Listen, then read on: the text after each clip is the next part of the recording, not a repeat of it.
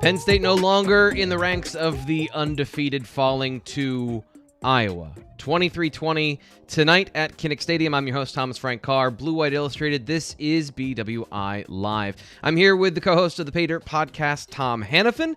Tom, I always struggle knowing where to start one of these shows because there's so much that goes into these games, and the late game stuff, this game not so much, kind of felt like you knew what was going to happen with about 6 minutes left.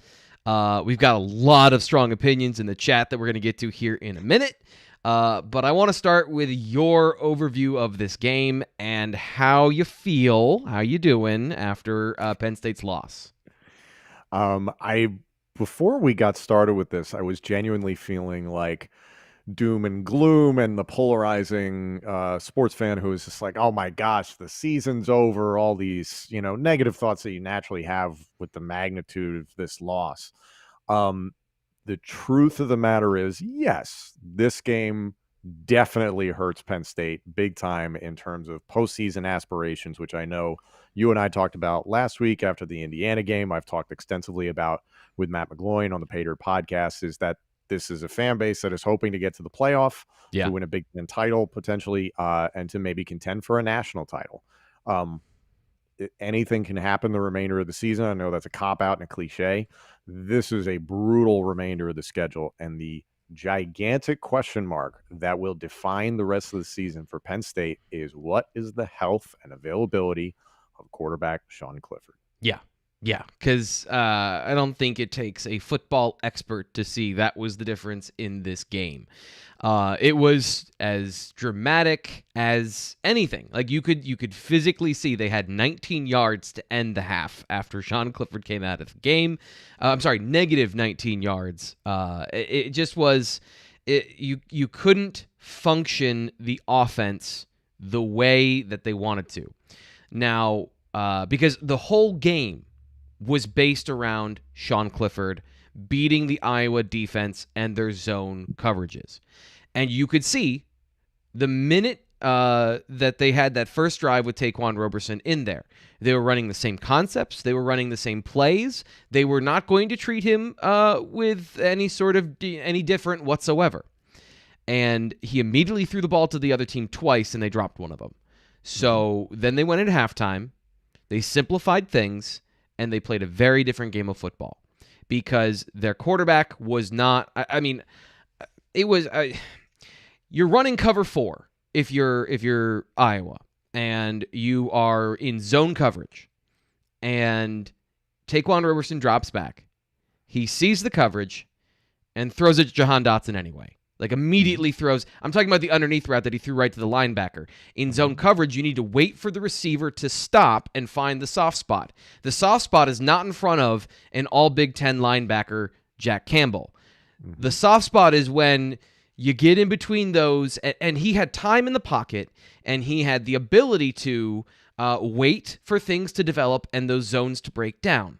But Taquan Roberson, he wasn't ready for the moment. Like there's no way else around it, and it's not. I'm not trying to say he's going to be a bad quarterback for the rest of forever. I think you saw clearly his strengths and weaknesses as a football player, but from the mental side of things, from the mental processing of if this then this, he was not ready to do it, and they had to change the offense entirely, which played directly into the Iowa defense's hands. That's the game. That's the game. They couldn't score points, and they still almost won the game. Yeah, it's completely night and day from when Sean Clifford was in the game. You and I were talking about this before we got started here. Sean was doing great. Yep. The 2 interceptions did not hurt you because this might be one of the top 2 defenses in America. Georgia and Penn State. This is a good Iowa defense. We're not going to discredit them whatsoever. But the fact that Penn State had a 17-10 lead, and then at one point a 20-10 lead. And for the bulk of the third quarter, there was still a feeling of this defense is playing lights out. Yep. Spencer Petras and company cannot move. That there was still a chance that they could pull it off. And all you really needed was field goals from the offense. Just advance it enough, just get it to the 30, the 25, and you'd be in business. And that's what you felt like with the Jordan Stout kick there in the second half. So there was some reason for optimism, but it was night and day, obviously. Sean Clifford, for all you people out there that have not appreciated Sean, shut up. For all of you people out there that wanted us to keep Will Levis, who went 7 of 17 in his recent game, by the way. I forget who the hell they played. But it was Florida. Florida, yeah, who is clearly not that great of a quarterback, and wanted Will Levis instead of Sean Clifford. All of you can shut up. Sean Clifford, the gap between him and any backup or any potential prospect is gigantic. Now, is he... yeah, sorry. But let me just... but it is... This is what happens when you have the transfer portal. This is a direct, because it's not just Will Levis. Yes, it's Will Levis, but also Micah Bowen was a good prospect. Now, I'm not saying Micah Bowen would have done anything different, but I know from watching film and watching him throw, Micah Bowen was a better passer than Taquan Roberson. And he has a similar skill set from an ability standpoint to Sean Clifford. So those two, like, if you don't have two quarterbacks transfer this offseason, maybe Taquan is the backup, maybe he's not, but if he's struggling that much, you might put the other guy in, or you might just try anything. But your only other option was true freshman Christian Veilleux.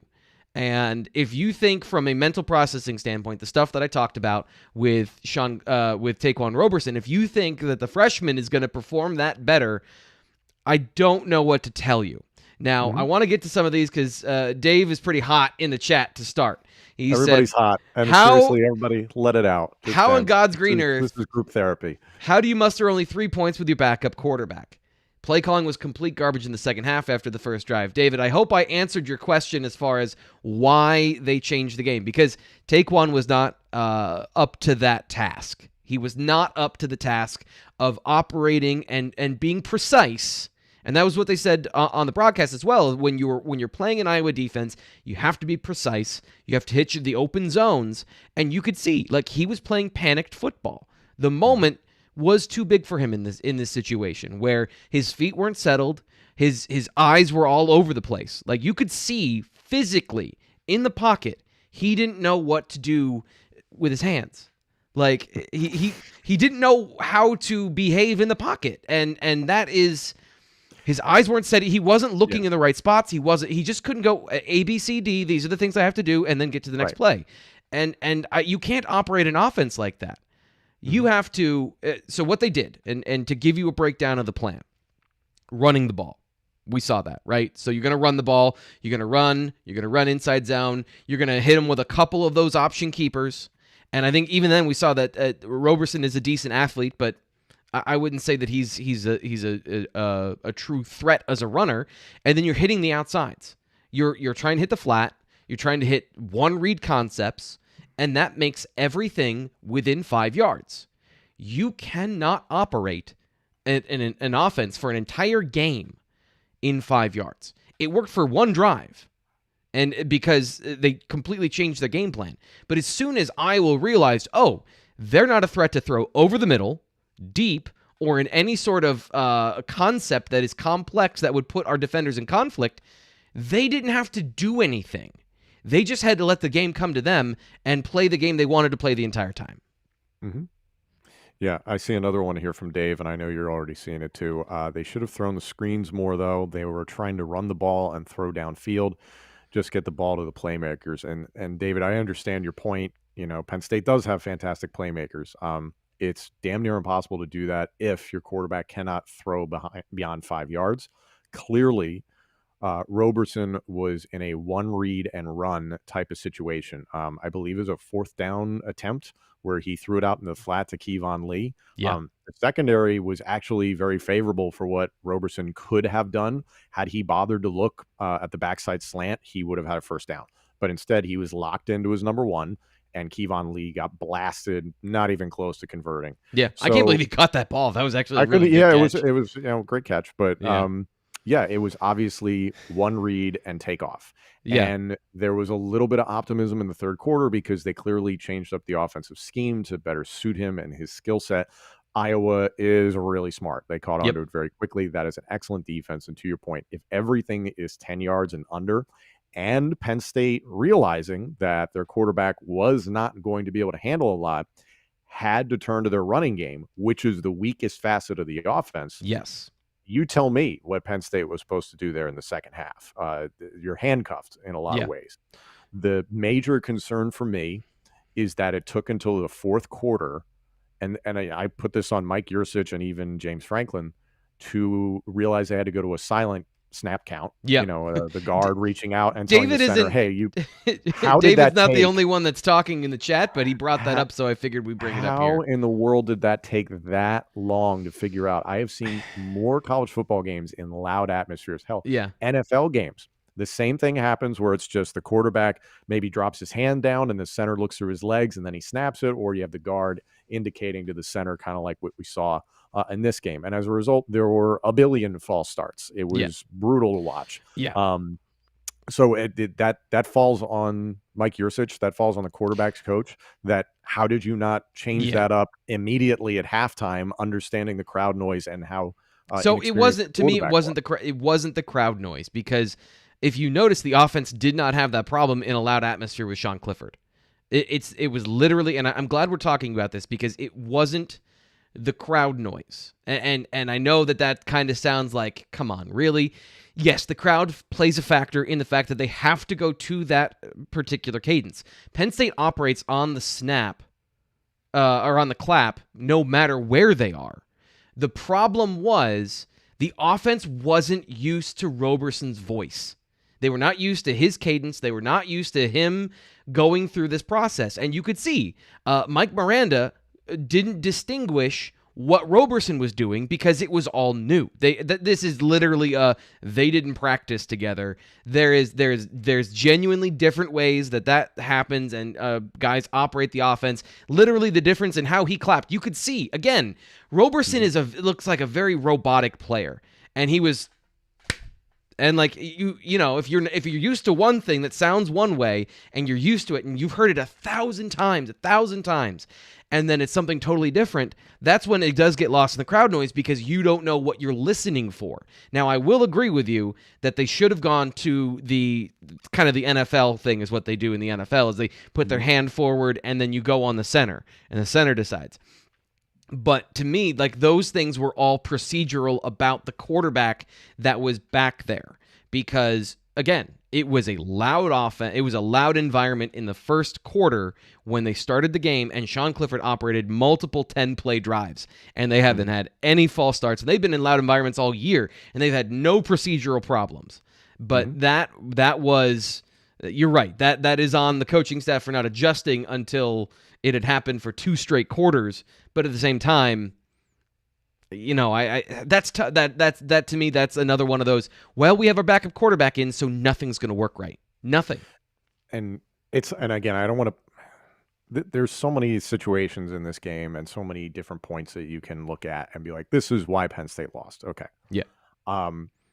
Thank God there's a bye week.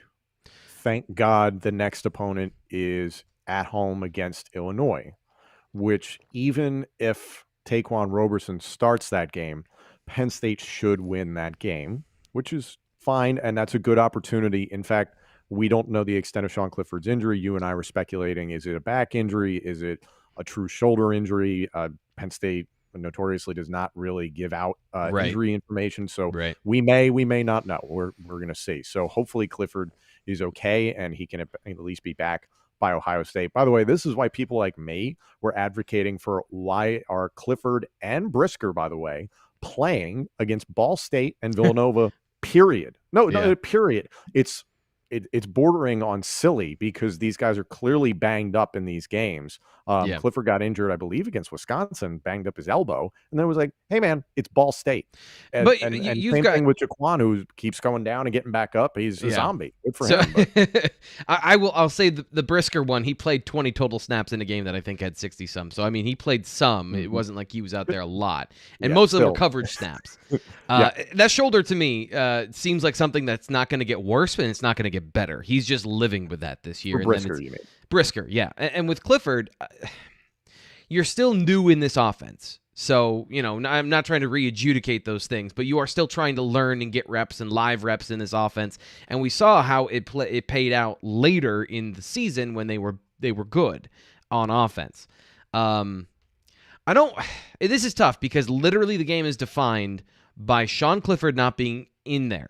And I want to talk about what he did in this game for a minute. And I'll throw this up for Ryan because this is going to be a long conversation again more about quarterbacks. But Ryan asked, do you think Penn State has a chance to look at it for a QB in the portal? And with this loss, does that change the narrative of Clifford staying or leaving? This is such a complex conversation that we could do the whole show for an hour and a half just on this particular question. And I know that fans, this is what they're thinking already. So this is something you wanted to talk about, all of the options that are on the table for Penn State. So where do you want to start in the quarterback conversation when it comes to outside of Sean Clifford? Well, I'll start with the second half of this question because the narrative of him staying or leaving, I just don't think there's a dramatic ceiling for Sean Clifford in the NFL. I think he probably realizes that. Look at what Trace McSorley is to the Baltimore Ravens. He's the third string quarterback. So yeah, could Sean maybe make some money in the pros? Sure. But there's a really good chance if he's got his 6th year and he wants to take it, that he pulls the trigger on that and he comes back. But nobody should be banking on that by any means because the guy could get his education and move on. Who knows? But that's kind of the way I look at it. So that's still a big question mark. But if I'm a Penn State fan, I wouldn't bank on it. I am ecstatic that you're on the line with us, and granted, you're the host of it, T. Frank. But yeah, it's like everything about recruiting. So yeah, as the Penn State fan, tell us a little bit about Value and tell us a little bit about some of the guys that are incoming in the years to come. Okay, so we'll start with Christian Veilleux, and he is another Canadian transplant who came to the States to play football and has a lot of good potential. He's 6'2" to 6'3", somewhere in there.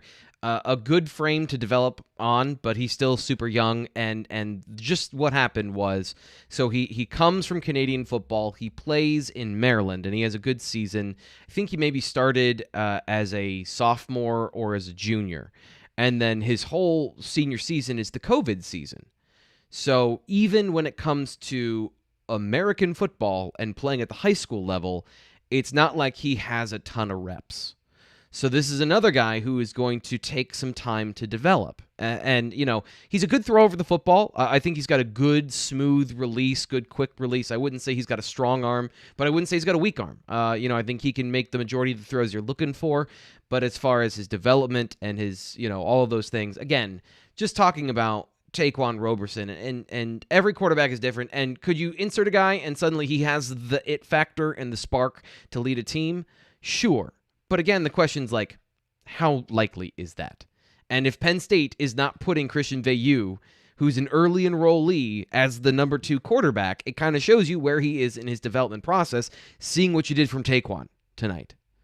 And again, I feel like I hate to keep doing this to the poor guy because he was put in a terrible situation to run an offense that wasn't his. If he does have to play after the bye week, the offense will be different. There will be different plays. So here's what happened in this game.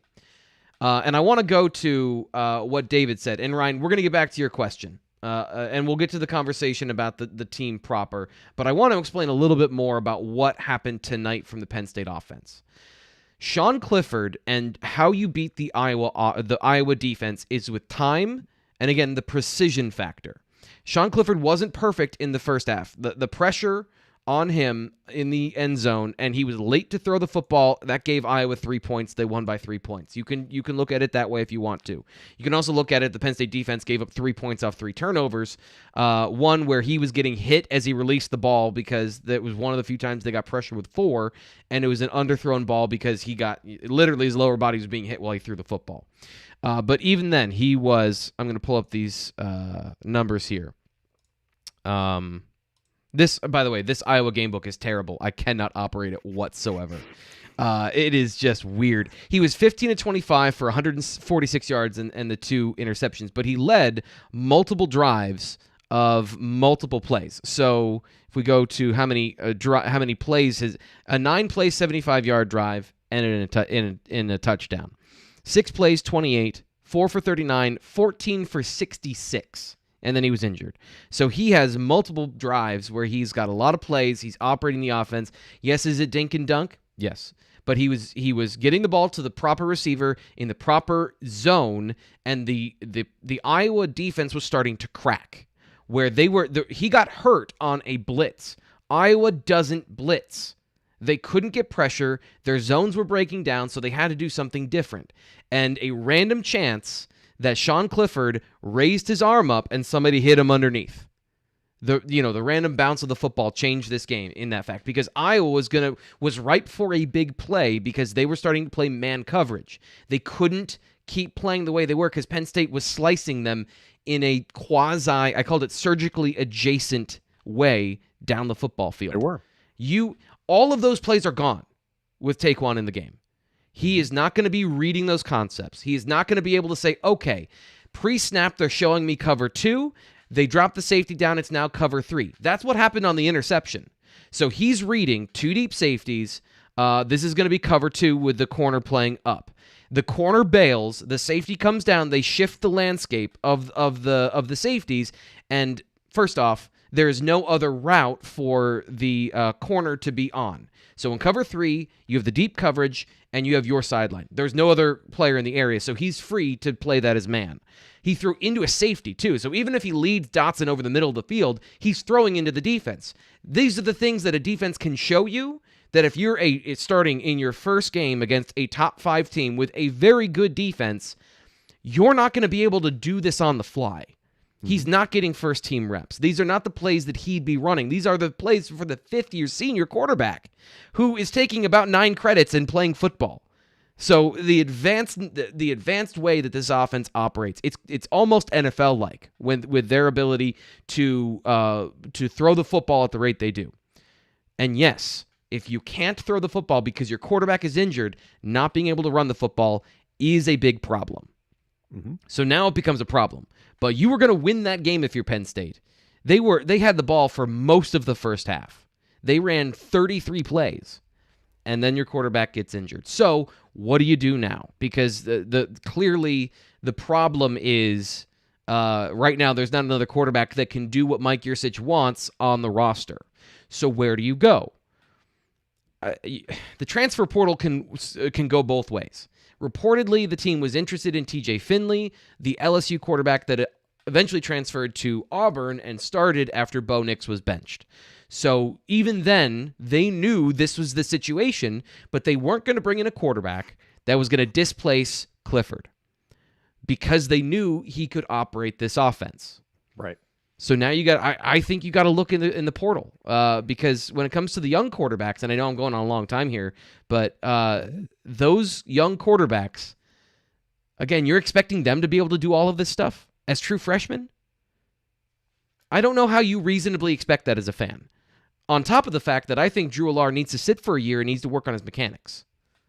I don't think that Drew Allar is ready from a consistency and accuracy standpoint, play in and play out. And I would think it would do him a disservice and a detriment to his long-term development to play him right away. I think he needs to sit with Mike Yurcich, rework some of his footwork, and then he can be the guy you want him to be. But throwing him out too early, you're heading down the Christian Hackenberg road. So I don't have any good news for you. Yeah, it's disappointing. I'm seeing a lot of people in the chat, and then I was seeing a lot of people talking online about Spencer Rattler.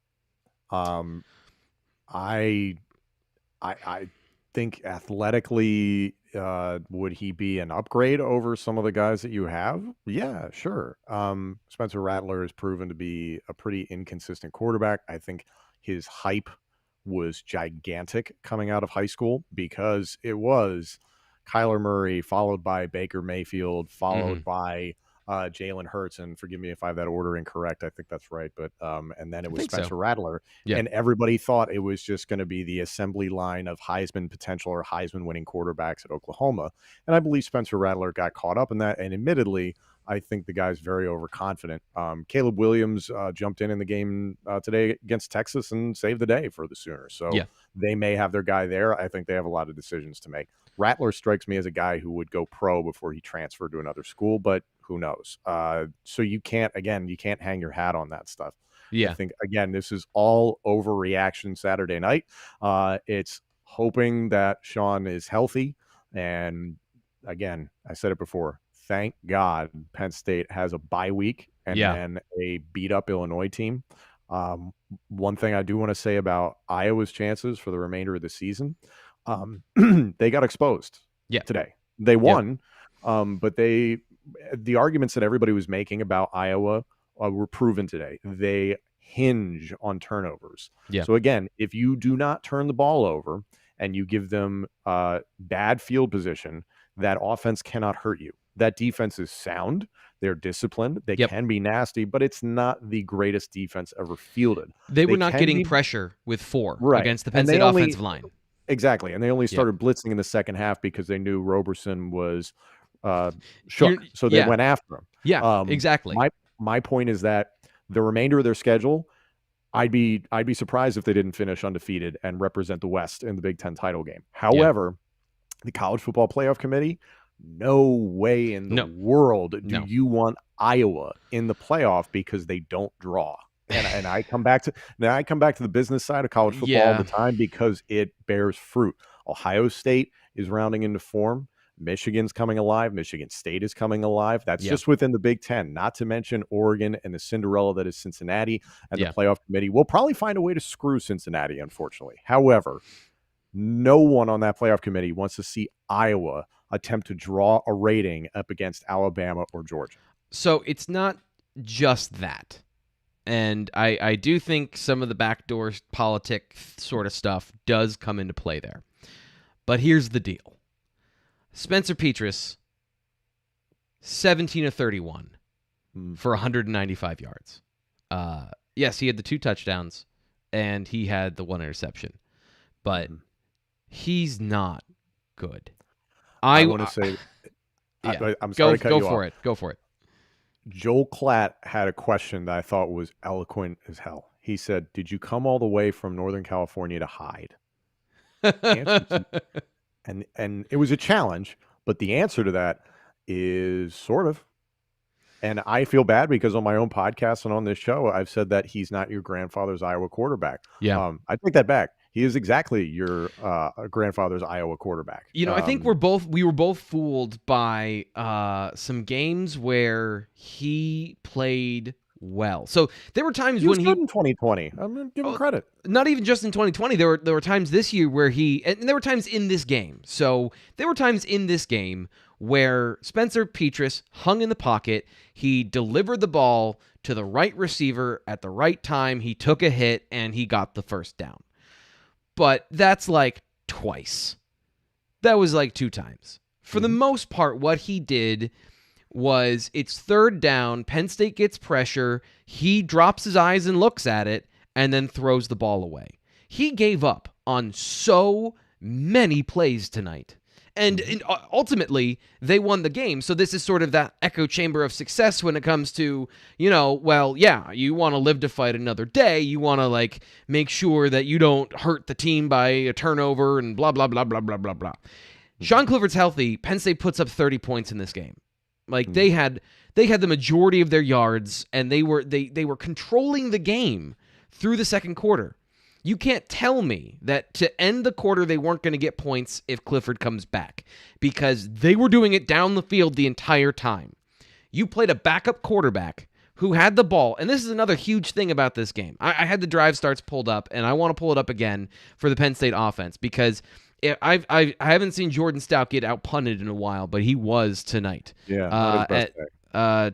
Taylor, the punter for Iowa, game. might have been the player of the game because it wasn't Spencer Petras. It was not.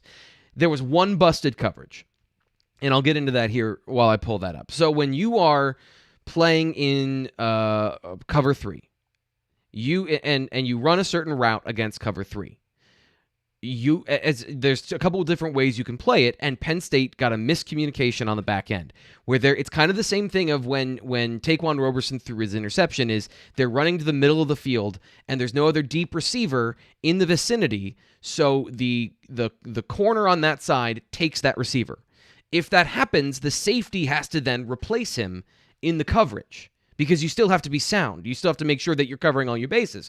And what happened was Jair Brown got caught flat-footed in the middle of the field, and they ran the receiver across the field underneath and then kind of up. So it's a crossing route. They got beat by a crossing route in cover 3. That sucks, but it was in the situation where they had been on the field the entire second half of the game because the Nittany Lions on offense, these drives started. This is such a terrible game book. I'm sorry. They started at the PSU 11, and I'm going backwards from the end of the game. PSU 11, the Iowa 45, the Penn State 6, the 4, and the 30. Also, they started at the PSU 4, the Penn State 8. Those are all of his drives. So he starts at the 8, the 4, the 4, the 6, and the 11. That's more than half of his drives. So not only can he not run an offense, he's doing it from his goal line. He was not set up to win. How many quarterbacks in America can handle that type of terrible field position consistently? Yeah. Yeah. Now, part of it's their own doing because they were getting no yards. They had 1, 2, 3, 4, 5 3 and outs. And then, of course, a 4 and out where they go over on downs. So they were not getting any yards to then flip the field. I don't know. I have a hard time blaming anyone on the offense because the whole thing hinges around Clifford. Yes. And then he's gone. Yeah. If Clifford had remained healthy, I see a super chat jump in. David, thank you for being so active tonight. Yeah. David saying, with Clifford, think Penn State could have hit 38 points. Who knows what the total would have been, but T. Frank was kind of touching on it, that they definitely could have scored over 30 points the way they were going. I think the biggest takeaway is that this Penn State defense is freaking good. Yeah. They stalled Iowa. Iowa had so many instances where that crowd was jacked up off of turnover, and their entire design was being turned on its head, and that they turn the ball over and they get points. They got 3 off of turnovers, I believe, in the first 3 quarters. It was literally the first drive. The throw from the end zone. Yep. The first drive, they got points off turnovers. The Nittany Lion defense stonewalled them the entire time. And so we've spent 32 minutes and 56 seconds as of right now talking about quarterbacks. I do want to talk about the Penn State defense because they were really good tonight. They were really good. Really awesome. Yeah, and the busted coverage aside, who stood out to you when it comes to the Penn State defense? From the linebackers, doesn't matter, safeties, who were you looking at? Honestly, you could point to just about any of the 11 guys. I'll just pick one. Daquan Hardy had a really nice day. Hardy continues to show that as the third corner, he can start at just about any program in America, which is a scary prospect. This is a very physical, smart defense, and hats off to Brent Pry. I talked about it on my show in that the Penn State defense really hadn't done anything up to this point that was terribly exotic in terms of coverage. I don't know if you'd agree with that. Like throughout the season, they really weren't going to try and, blow your mind and really confuse you mostly because they just didn't have to. They really challenged Spencer Petras. Rarely was what they showed before the snap what they actually did once the play was underway. They dropped 9 people into coverage at one point. There were D tackles playing zone. Petras had and he ran into the pressure. And he ran into the pressure. Into it. This That's what I'm defense talking about is with him. very, very good. They're very, very disciplined, athletic. They're Yeah. rangy at just about every single position. And the one thing, and I've talked about it on this show and my own show, is that if you're a ball carrier in space, you are going to get hurt. Yeah. Period. Yeah. Like, this team is not out to harm or injure, but they're gonna hit you as hard as they possibly can. So they did that consistently through the game. Spencer Petras was getting walloped for most of the game. Every receiver that caught a pass pretty much got drilled. Tyler Goodson got a serious dose of physicality throughout that game. Yeah. So, and it's a surprising thing because you and I talked about it a little bit. Iowa historically has a fantastic offensive line.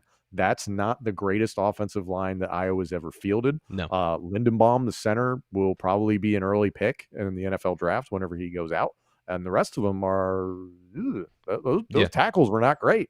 No, So it was a combination of the two. And that Penn State's defensive ends, to see Keziah Izzard getting involved, Ebiketie was doing his thing. Yep. There were a lot of people rotating in and having success. So there's things about this that, again, even at 20-10 late in the third quarter, it felt like Penn State could win on the back of the defense. They just had to ride it out, right? They just needed one more. I think they needed one more drive from the Penn State offense. They just needed one. And if they got if they got a field goal, that I think that would have changed the math for the entire game. But because the Penn State offense and everything we just talked about for the first 30 minutes of the show, because that played out the way it did, you were asking them to do something that would have been epic, heroic, unprecedented. Like, you know, they were doing it. That's the thing. They were. I was like, they're going to pull this off. Like, for a while, I thought that. Without PJ Mustipher, by the way, in this game. So this is really kind of the situation for Penn State. And this, again, injuries happen. You've got to be able to adapt and adjust. Penn State lost two of their most important players on both sides of the football in this game. Oh, by the way, John Lovett apparently was injured as well. I don't know what happened to him. It must have been on special teams because he fielded the opening kickoff and then apparently was in street clothes. But PJ Mustipher against this zone rushing attack, he was a key part of the formula. And I thought, you mentioned Keziah Izzard, Devon Ellies, they both stepped up and played pretty good in this situation. Those guys have been playing. They've been playing well. So they acquitted themselves against the strength of a average offensive line. What they're good at is they're good at double teams. They're good at mauling. They're good at that zone, inside-outside zone. Penn State handled that other than a couple of times. That they were able to crack a couple runs. But again, this Penn State defense, yes, does Brandon Smith struggle to get off blocks?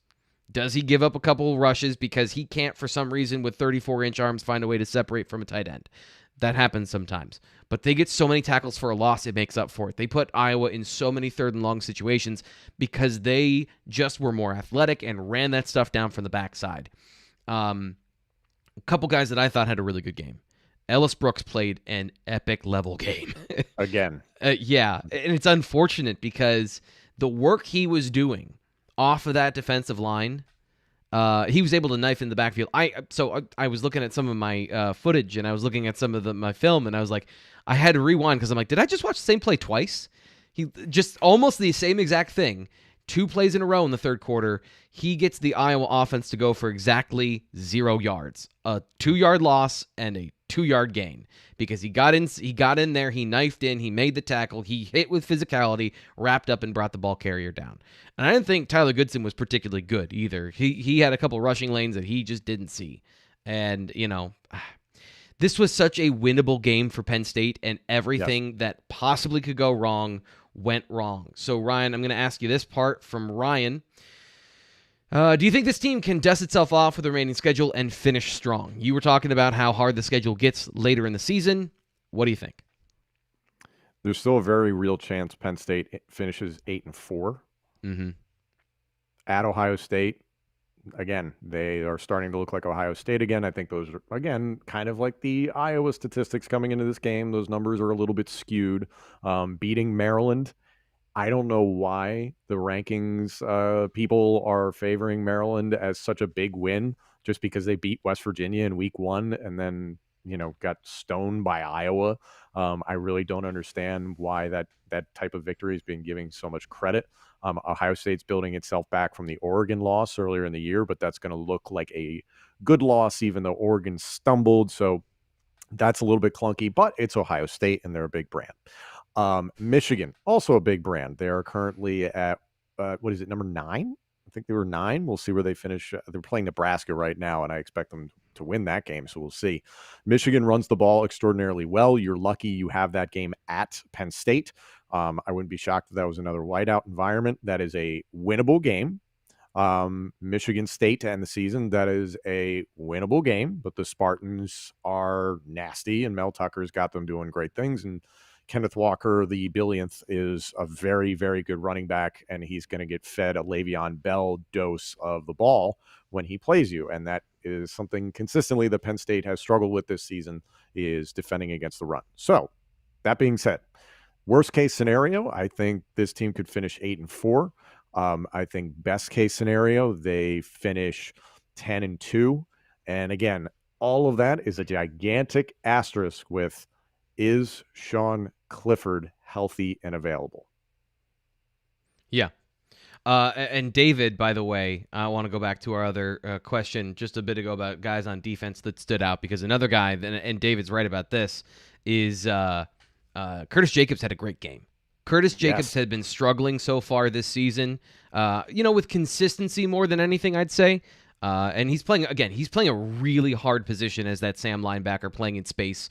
He's got the skills to do it, but he does have, a tough task. So this is his stat line for tonight. And by the way, of course, most people who know BWI and know me, they know that I work for PFF, and I'm very much, I believe in the stats that they provide. They don't provide stops, and stops is a critical thing to me. It's what I talked about with Ellis Brooks. Ellis Brooks has no stops. He has 14 tackles in this game, so he led the team. That doesn't tell half the story of where those tackles were. So unless you have a TFL, it's not counted in the official scorebook. Maybe half of Ellis Brooks' tackles were stops. For Curtis Jacobs, 5 tackles, 1 sack, 2 tackles for a loss, 1 quarterback hit. That's a heck of a night. And he had a pass breakup too. I don't think that they caught that one, but he broke up a pass that led to a punt. So he's starting to play with that athleticism and be able to be a matchup weapon against tight ends. That's going to be huge going forward, because I think this leads into my opinion of the conversation we're talking about with Penn State is I do think they can dust themselves off. I do think they can come back from this. I don't think that's a problem.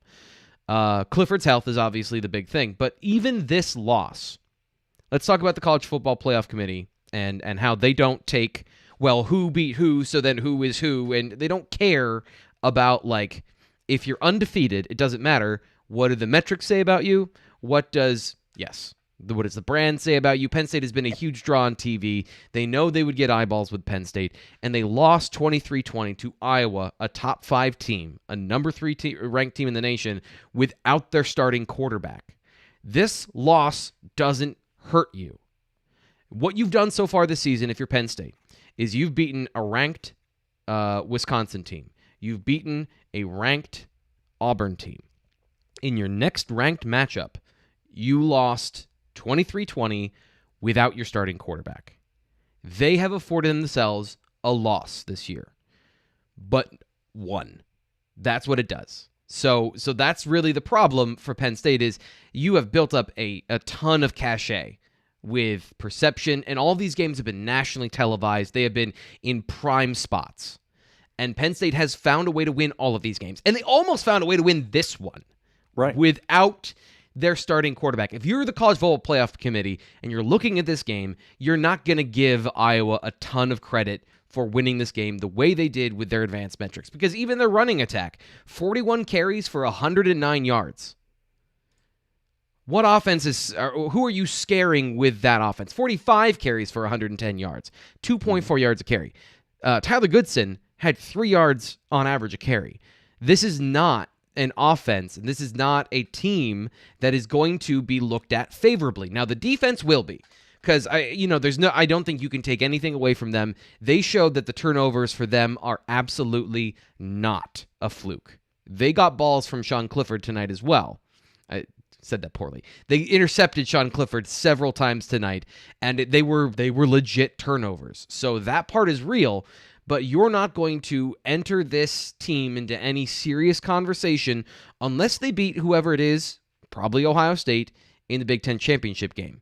So if Penn State loses another game and they're locked out, that's probably going to be the case. But if they beat Ohio State, and I do think this defense, especially the secondary, how good they are, they can play in any of these games. And if something happens the other way to Ohio State, Penn State has the opportunity to win those games. So I think you've bought yourself some wiggle room with the early part of your schedule. And I don't think this loss really hurts you all that much. They're gonna be finishing, if they finish well and not 8-4 like you predicted, or that you said the worst could be, they'll finish in the top 10. It's just whether or not they're in the top 4, depending on those 2 games that are important. Right. And even following this, they could drop as far as 10, but that should be the basement, really. I was looking at the rankings, and I know we can't pull up a graphic or anything like that, but just going from 10 and ascending, 10 is BYU, 9 is Michigan, 8 is Oregon, 7 Ohio State, 6 Oklahoma, 5 Cincinnati, 4 Penn State. Obviously, that'll change. Iowa 3, and then Georgia, Alabama 2, and 1. I see a very realistic situation where Oklahoma leapfrogs Cincinnati because of the gravity of the Red River shootout, and that always being something that's just important in the way that they won. And Cincinnati's not going to get a lot of credit from the College Football Playoff Committee for beating Temple on a weekday, and especially the rest of their schedule being just absolute cake. Ohio State, Oregon, and Michigan are going to get a lot of love just because those are big brands. You do have the Oregon victory over Ohio State, which is going to complicate things a little bit. And then Oregon went and laid an egg against, was it Stanford or USC? I'm blanking. Stanford. So that doesn't look good for Oregon. And frankly, no Pac-12 champion will really get in this season. Oklahoma really helped themselves today. Not that Texas is some juggernaut. The win just looked good. It felt good. All those things that you can't put analytics next to. If Ohio State is able to run the table and win out the rest of the way and potentially win a Big Ten title, you bet your butt they're in. And Penn State has to beat Ohio State at the Horseshoe in order to be even remotely considered. And even then, Michigan and Michigan State are still on the schedule, so there's still chances to stumble. So I guess that's kind of what I feel about this loss. Is it still matters what happens at Ohio State more than what happens at Kinnick Stadium. If Penn State had won this game and they went through the rest of their schedule and they lost to Ohio State and then they won those other games, they're in the conversation. They probably are in the college football playoff. But there's one thing you can't do is you can't lose 2 games. And that's really that's the killer, is that if you're projecting the rest of the schedule, it's always a close game, but it's usually a loss to Ohio State. And by the way, Maryland, stop playing cover 1. It's not working. Stop playing man coverage against Chris Olave. Are you kidding me? It didn't work against Iowa, who went 17 of 31 against a good defense. Stop playing 5 rush, 5. Stop playing 5 and 5. Don't blitz. Play coverage the rest of your season. Even if you lose 41-14, at least you don't lose 66 to whatever it was. I tuned in the fourth quarter, and I'm watching them run press man coverage against one of the most talented receiving units in the nation and over the last 5 years. I was like, well, that's why they suck. That's why they're not any good. That's a bad plan. That's putting your players in position to fail. Yeah. And Iowa is still riding off the victory of beating a ranked Iowa State, who I think everybody was ready to anoint as the next face of the Big 12, and that has fallen on its face. Oklahoma is still Oklahoma, and Campbell and company just aren't the same. And that's okay. Yeah. I think by the end of the year, once Iowa has run through their schedule, and frankly, I do expect them to finish undefeated, they will not exactly have a great strength of schedule because of whatever Iowa State is ultimately by the end of the year. The Maryland game is really not going to look that impressive. And the remainder of their schedule, granted, you're going to have some gritty, disciplined, tough all the nice things we like to say about mediocre Big Ten teams. Mm-hmm. A couple of road contests that it's like, oh, okay, well, that'll be tough for, 3/4 or something like that. They should finish undefeated. The second Iowa loses anything, boy, they're out. Yep. And they have to know that too. And especially considering how they got exposed today, a lot of different facets, it could fall apart very quickly. So there's one last thing that I really want to talk about, and this is, I gotta be careful here so I don't swear.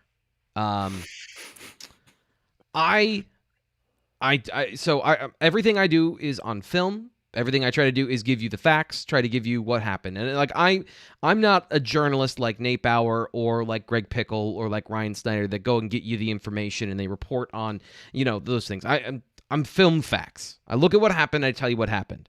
And so I tried to be objective, and you cover one team, so you tend to like focus on that team, and you know that team better than every other team. So what I'm trying to tell you is I'm not a fan. I obviously I went to Penn State. Tom and I went to Penn State together. I've been here. I live in State College, but I don't consider myself a fan. So I don't root for Penn State during these games. I just want to tell you what happened and why. I was having a hard time not rooting against Iowa tonight because I was getting so furious that every single time a player was hurt, Iowa fans would boo them. That was the most classless garbage I've ever seen. And here's the thing. So you're saying they're faking their injuries to slow down your offense. Your offense is from 1987. Your offense is not built on speed. The longer they sit on the ground, the more those offensive linemen that are run blocking get a chance to recover. And that's what they want. They take 40 seconds off the clock every time. They weren't running a no huddle like Penn State. There's no advantage to Penn State players being injured. And so sure, maybe there's some weird strategy that they want to slow the game down. I don't know why, against Iowa. So let's say you're wrong. You booed a dude that tore his ACL. Maybe that's what happened to PJ Musfer. I don't know. I know he's on crutches. I don't know anything beyond that. And by the way, James Franklin did not give an update on Sean Clifford. We don't know any of that information. Devon Ellies, you could on TV openly hear him scream in pain. That's a football player screaming in pain on the ground. And you're going to boo him. That was some of the least... I was so furious watching that. That is not what you do in a football game. And I don't care if you're waving at kids or you've got a cancer center and they can watch from the top story or whatever. That is the most classless, base, pathetic, selfish thing you can do as a fan. I don't have anything else to say other than like, not only did you not deserve to win that game, you didn't deserve to win that game because of the way you acted. That was pathetic. That was disgusting. Yeah, that's what I got. I'm so mad at how that was playing out. No, I please say something, please, because now I'm going to start swearing because I'm getting mad. I know. Mute your microphone, you'll be fine. So I had the exact same thought, and then the first thing that popped into my mind is ye without sin cast the first stone. And I'm not a religious person, but that was the first thing I thought of. As a Philadelphia sports fan, I'm not proud of some of the things that I've cheered about, and I've admitted multiple times on my own podcast and this show that I am a fan. I am a broadcaster. I have a journalism degree from Penn State, but I worked in WWE for 9 years, so I didn't really use a journalism degree. I was more of an actor than anything, so let's be honest. You're great at acting, by the way. I am a fan. Thank you. I'm a fan. I was screaming at my TV tonight. I was losing my mind. I have been to Iowa. I have called a game when I was in school at Iowa. I have some close friends who are Iowa fans.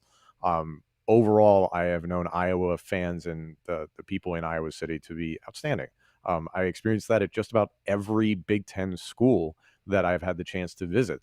I was stunned when I went to Michigan one time, and I was like, oh, these people are really nice. Like, they're not really, like, we despise them because of things on the field, but it's like, right. No, they're deep. You know, that happens. Yes, and you understand why fans get frustrated because it's stuff that looks like it happens in soccer over in Europe, and it's like, the guy's feigning an injury so he can buy time, or he's trying to get a flag or something like that. And I can see plenty of people that have been in the chat Obviously, bringing up what Iowa does at the end of the first quarter and waving to pediatric cancer patients, and then the juxtaposition of what their fans do. No fan is without sin. No fan is perfect. It's just a matter of how do you want your fan base and your school and your brand to be represented. Yeah. So That was that's my question overall. I cannot it was a really throw really bad myself look. into making accusations at anybody because I've not been perfect either. So Well, that's fair. And I football is a dangerous game.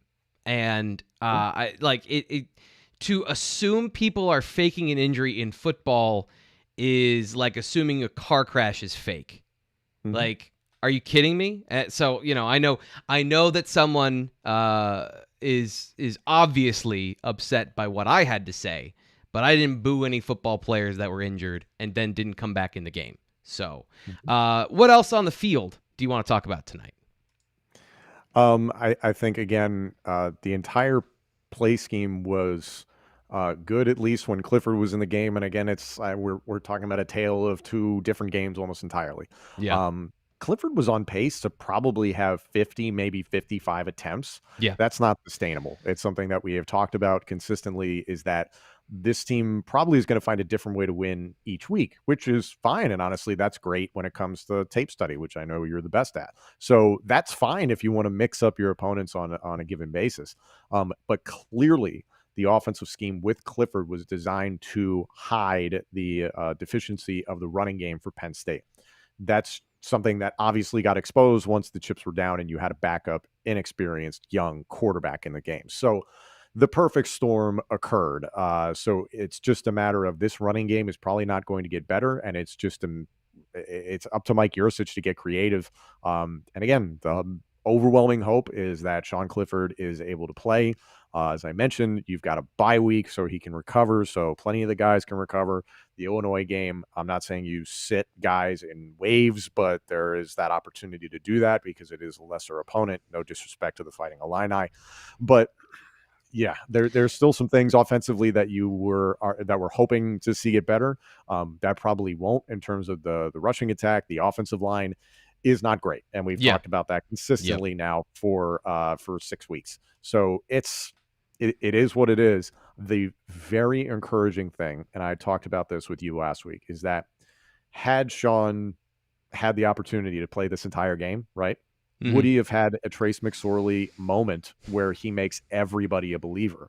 And ironically, in his injury, in his absence, he made more believers out of Penn State fans than he did by playing or even potentially finishing or winning the game. Yeah. So I sincerely hope that Penn State fans appreciate what they have in Sean Clifford. He is somebody that probably 75 to 80% of the programs in America would be doing anything to recruit to their program. So I sincerely hope Sean Clifford's back soon, because it's a drop off. Yeah. You're not going to see the same offense. So for sure, you're not going to see the same offense. They're going to have to find a way to run the football.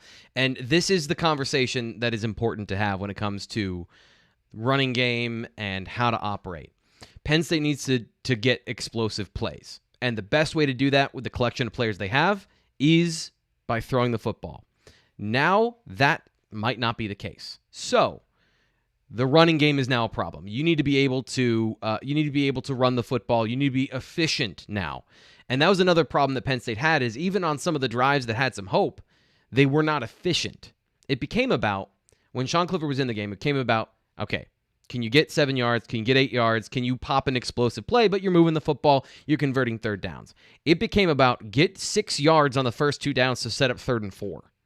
So Penn State and Mike Yurcich is going to have to develop a plan with Taquan Roberson and maybe some more simple concepts. And there's going to be, I guess the point is, there's going to be a lot of heavy lifting by the offensive coordinator and the other players to help a guy out who is now potentially, because we don't know the status of Sean Clifford, going to be thrust into a position he's never been in before. However, I think there's still more to be written on what Taquan Roberson can and can't do if he's actually in practice with the starting unit. Like, that's a big thing for the week. And to your point, I think this was a wake-up call obviously it should be to Taquan Roberson in that, okay, you probably came into the summer or in the spring and just kind of, oh yeah, Sean's the guy. And clearly there is a lot he has to learn. It is not all on the coordinators and his coaching staff. Taquan Roberson needs to approach this like he's the number one guy. And there is a mountain for him to climb. Look how long it took Sean Clifford to get to where he is, 3 full years as the starter. Taquan Roberson needs to approach this as my job is to be the Penn State starting quarterback. Because there were just so many facets of the offense that clearly he had not grasped or learned yet, or just wasn't comfortable with. You got a week. It's not an eternity. You got a week. And honestly, if we're all fortunate as Penn State fans, I wouldn't hate to see Roberson start the game against Illinois and let Clifford sit if the injury is bad enough. And again, we're going to see what it is and how long Clifford is out. But let's say Clifford is a healthy scratch for Illinois and Roberson plays the entire game. Would that be the worst thing? Would that be the worst thing to find out? Are you guaranteed? This is the problem. Are you guaranteed you can beat a Power 5 team at not full strength? I don't think you can just. This is the problem. There's 2 problems with this idea. First off, James Franklin says treat every game the exact same. And for his part, he does that. You can't send mixed messages. You cannot say, Sean, you're healthy, you're not playing, we're going to break glass in case of emergency. That goes against everything you've ever said. That exposes everything you've ever said. You're going to lose people's belief in your mantras. So to me, like, that's a non-starter to not play healthy players because of the opponent. Because then it becomes about, you teach people more with what you do than what you say. So I don't think you can send that message if James Franklin is every single game's the same, we have to play it. And then here's the thing. What if Taquan Roberson struggles against Illinois and you can't put Clifford in because you said he's not playing today, he's not active, he's not one of our players? Then you are in a bind. You then can't go to your fastball. And if he's got his pads on and he's not playing, like that's a huge problem. So that's why I don't think that's a great strategy, even for the Ball State game or for Illinois. He'd have to genuinely not be healthy in order for that to happen. Yeah, there's a lot of things they could do. They could Bill Belichick the entire situation and just feign it up until the last moment. I'm speculating. I'm somebody who's lobbied for guys like Clifford and Brisker to have not played into insignificant games back in September. Yeah. So personally, I don't see the problem with doing that. Again, a bye week, Illinois, and you're lucky you've got Rutgers on the schedule. Rutgers, granted, gritty team, tough team, all those nice things we say about Big Ten teams that aren't any good, but they will still be tough. So there's this is going to be a rough remainder of the season. Everybody's strap in. Yep. Michigan State, Michigan both playing well, although I think, is the Michigan game at Beaver Stadium? I think it is. Yeah, Penn State hosts Michigan, and then at Michigan State to end the season. There's no game next week, so there's no BWI post-game show next week. Tom, this has been a ton of fun. What are we going to do with ourselves? I don't know. I'll watch the freaking Eagles, I guess. I'll probably do the dishes or sleep or, tell my wife I love her and look her in the eyes for the first time since the beginning of the season. I haven't seen my family. I've just been strapped to this chair. So, God bless you. It's been a pleasure working with you again, as always, Tom. That's Tom Hannifan. He is the co-host of the Pay Dirt podcast. I'm your host, Thomas Frank Carr. Penn State loses 23-20 to number 3 Iowa. They are on their bye week. They'll be back the week after, so that means this show will be back the week after. Although coming up on Monday, we'll have the BWI live show to recap everything once we've digested the game, give you reactions from everyone from James Franklin down on. I'm your host, Thomas Frank Carr. We'll talk to you then.